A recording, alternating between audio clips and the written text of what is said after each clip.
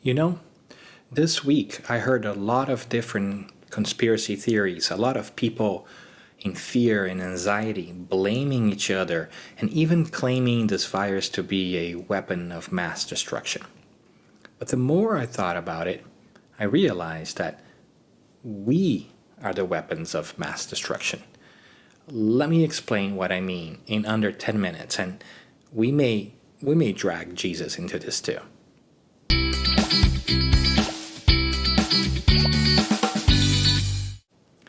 So back to our pandemics.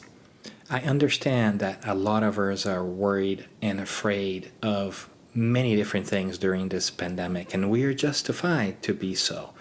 This is a tough virus that is certainly leaving a mark in our society and something that we are going to remember for a very long time. But at the same time, I am seeing a lot of people behaving in ways which are threatening really long and well-established friendships and are sometimes leaving other people not feeling great. And that's just because they believe in a conspiracy theory or a weapon of mass destruction. And none of these things ultimately really are going to change how we are living our times right now. Whether it is a conspiracy theory that led us here, or whether this virus is a weapon of mass destruction, it's not going to change the fact that it is here now and that we need to deal with it. And that we will do well to treat each other kindly and not bring the worst of us. Some of our behavior would be inexcusable if we were not in these times of panic and alarm and threat. And if they were not acceptable then, why would they be acceptable now when we need to be at our best, when we need to put to the test everything that we have been learning about becoming better human beings? And this is the time to put that forth.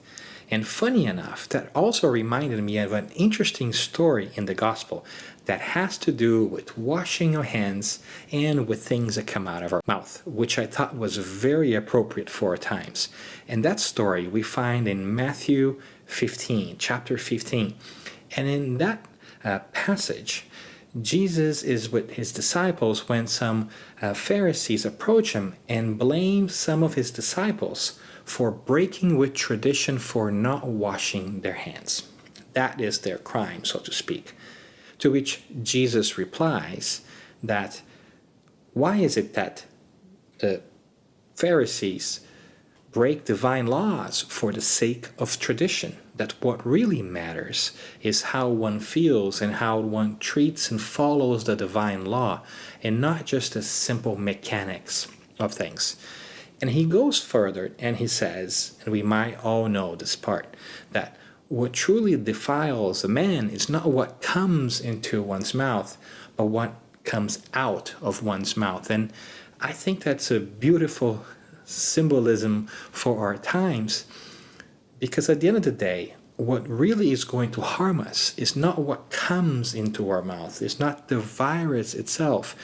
Because yes, we may lose our lives over it, but we know that life is immortal, that we are not going to cease to be who we are.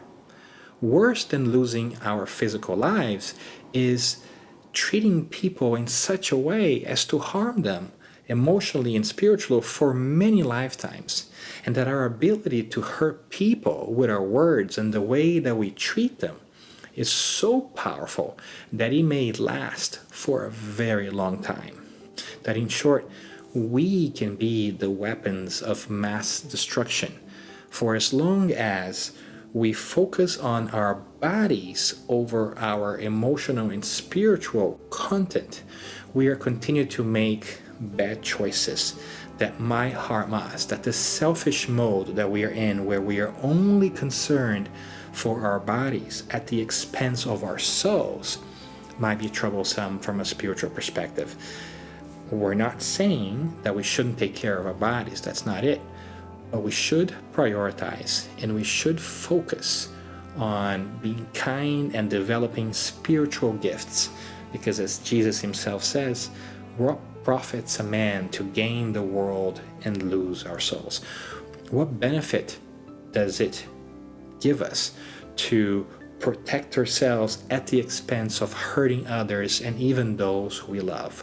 We are going to feel those consequences later on, and they're going to be worse than us getting sick at the moment. And so it's a beautiful story in that it reminds us to really pay attention to the power of our own words.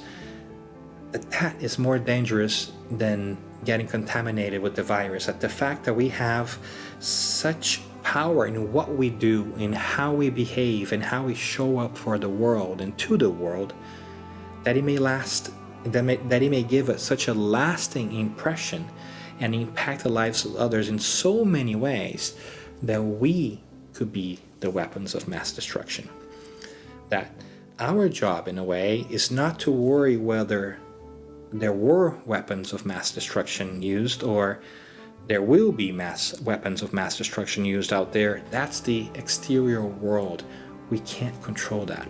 Our job is to control and tame our inner self, and in the process, make sure that we are not the weapons of mass destruction, that we instead are weapons of mass construction, that we can lift people up with our words and our actions in this difficult time and truly show them what are we made of, that we have begun to understand spirituality in general and serve our Father, who is asking us to come together and be our brother's keepers and help each other.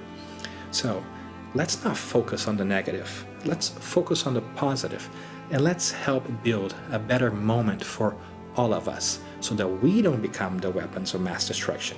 Our focus should not be them. Our focus should be taking the best of us and laying it forth for everybody to profit from during these difficult times. So stay positive, and I hope that you are able to have a great week and continue to hone your spiritual skills and find happiness and reflection and growth during these times. And if you haven't had a chance, make sure to like this video or subscribe to this channel or follow my page on Facebook. But more importantly, I would love to hear back from you as well. What did you think? What would you like for us to comment about? What questions do you have? Let me know in the comments here. Reach out, because at the end of the day, these are some reflections, but I would very much love to engage with you. I hope you have a great day.